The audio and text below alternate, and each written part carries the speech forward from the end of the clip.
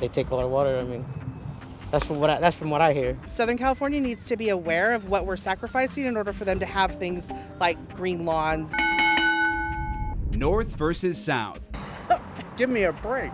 California's simmering sibling rivalry. Well, you got green lawns in San Francisco and Marin County, too. Maybe so, but some folks up here think while we're saving, they're wasting. I have a problem with there not being a conscious effort. This is what many Northern Californians probably picture. A land of lush lawns, green, expansive estates perched high atop the hills. We took a spin through SoCal suburb La Cañada Flint Ridge, one of the richest in the country, where people use 3 times more water than state average. I'll give them a piece of my mind. Yeah, all right. It's home to outspoken Rich Busen. How do you feel about cutting back? I think it's a wasted effort. A waste? Rich argues farmers use the bulk of the water anyway. You think you should have to cut back? A little bit. Besides that, you're letting all this water go out in the Delta for the stupid fish. But if this seems like a stupid question, So where do you think Southern California gets its water? I know where it gets from, up here. you're in for a surprise. We're dropping down for a up-close and personal look at the California Aqueduct. You may recognize the California Aqueduct, the system that carries water from north to south, eventually piped over the mountains. But at this spot near Tracy, retired biologist and pilot Rich DeHaven spotted something that flies in the face of conventional wisdom. Not flowing right now because there's no water to deliver to the south. Becoming a stagnant pond.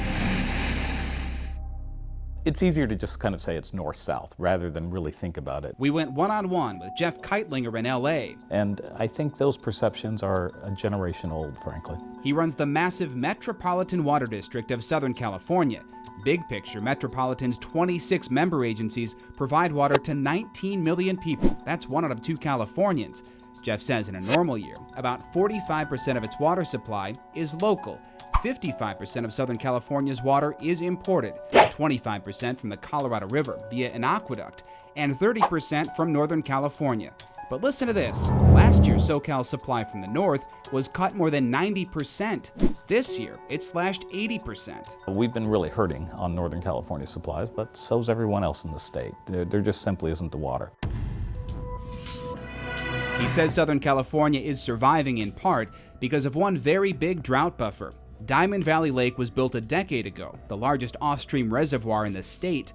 It's running low, at less than half capacity. Frankly, it's been our insurance policy. It's saved us. We would have been at serious rationing 2-3 years ago. Tim Barr with Western Municipal, a water district that buys water from Metropolitan, scoffs at the idea of a north-south clash. What do you guys think when you hear stuff like that? I kind of laugh. I grew up in Northern California. Western says it's serious about weaning itself off imported water, which now accounts for 79% of its supply, down from 100. It provides homeowners with individualized water budgets and is investing in recycling and stormwater capture and storage, rather than relying entirely on an increasingly unstable and expensive supply from its neighbors to the north. I think it's easier to blame your sibling for a problem than it is to just look at yourself and decide, hey, we all need to do this together as a family. And remember La Cañada Flint Ridge, our first stop? We did notice a few brown lawns in the upscale community. We actually have been skipping days for watering. Here, water use in May actually dropped 27%. And the South Coast region, one area where conservation has lagged, hit the governor's goal, saving 25%, giving some reason for optimism. So the next time you hear, They take all our water. you'll know perception is not reality. Like anything else with California water, it's much more complicated than north versus south.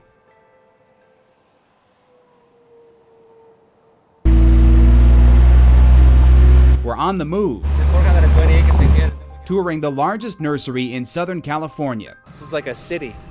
Kind of, yeah. We aren't here for the plants, but to see how one of the LA area's biggest water users We water from 3 a.m. to 1 p.m. basically. cut its water use in half. Our tour guide is Jesse Perez, production manager for Altman Plants. All the water from the property that we use in this area, it runs through here. As he's showing us, this place is so huge and needs so much water, the company decided last September to install not 1, but 3 reservoirs, part of an ambitious and so far highly successful plan to recycle water. This water has already been used to water plants. That is correct. And you're just reusing it. We keep reusing it. We use it every day and we recycle it every day. How dramatic of a difference has this made with your overall water use? It's very dramatic. I mean, we save about 50% of compared to last year. Recycled water goes from one reservoir down a canal to the next,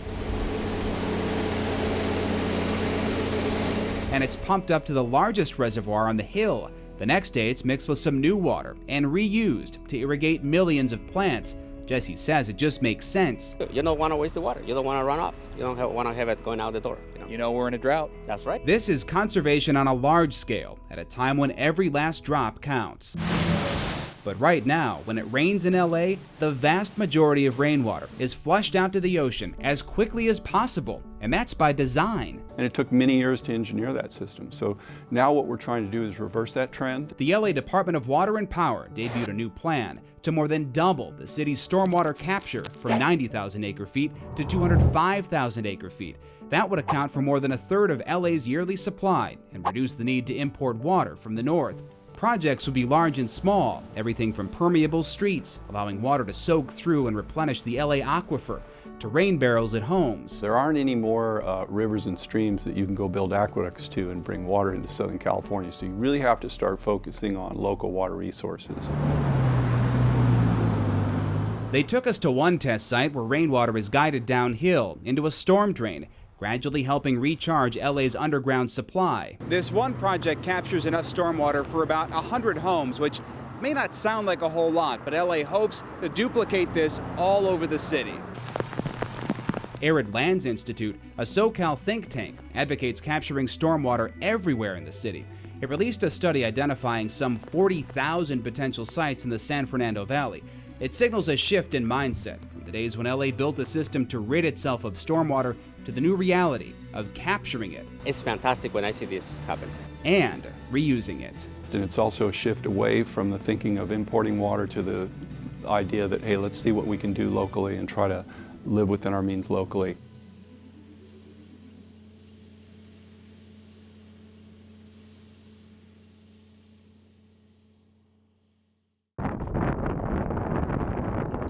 When we drove into California City, we couldn't make sense of it. Out of everywhere in the state, all 400 plus water districts, this was the place where water use went up the most. There's hardly a green lawn in sight, except at John Jarrett's, and that's fake turf. I don't think you have a single blade of real grass left. No, it's all artificial. John couldn't believe water use here in May went up, a reported 28%. Why so much? Why are they using so much more? That was our question. I don't know. I'll be honest with you, I don't know. And as we found out, that isn't the most mysterious part of California City. Look at it from above on Google Earth. It's a 200 square mile community of just 14,000 people. By land area, it's technically the third largest city in the state. But out here, there are miles and miles of empty land.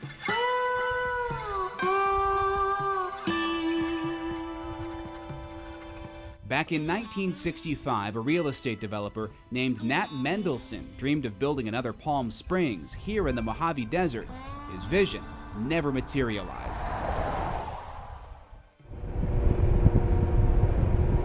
The remnants are these roads, once paved, now mostly eroded by sand, built back then for homes and businesses that never came. Street signs posted at eerily lonely intersections that literally lead nowhere. And part of this odd, storied history is contributing to the high water use numbers that brought us here in the first place. We took an unscheduled trip to California City Hall. It wasn't me. Where we sat down with city manager Tom Wheel. Are you surprised to see us a little? A little. I didn't realize anybody from Channel 13 would be down in our neck of the woods here. There's really no place else like this in California. No, actually there's not. Wheel told us the water numbers, which rely on a 2013 benchmark and depict his city as lagging behind with conservation, are flat out wrong. You think your residential customers are actually cutting back?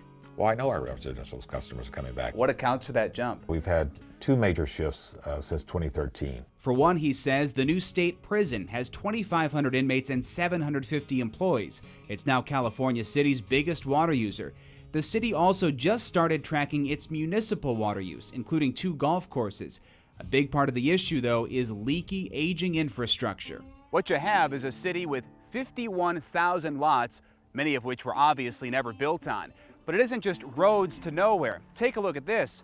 It's a fire hydrant. There are water pipes underneath much of this empty desert. They are decades old and starting to fail. Last year we had 400 mainline water leaks in a 170-mile system, which is really unheard of for a small community of 14,000. California City raised water rates 70% to fix the leaky pipes. And while this place is certainly unique, some of its problems are not. City crews discovered a pump was falsely reporting more water than it was actually producing.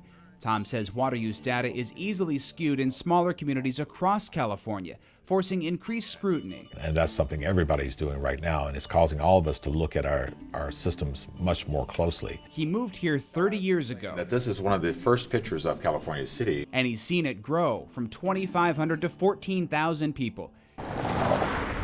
It may never reach the lofty heights once imagined, but the city does have something incredibly valuable. It sits on an aquifer, providing stable water in the desert. We have a lot of room to grow, and that's one of the exciting things with California City.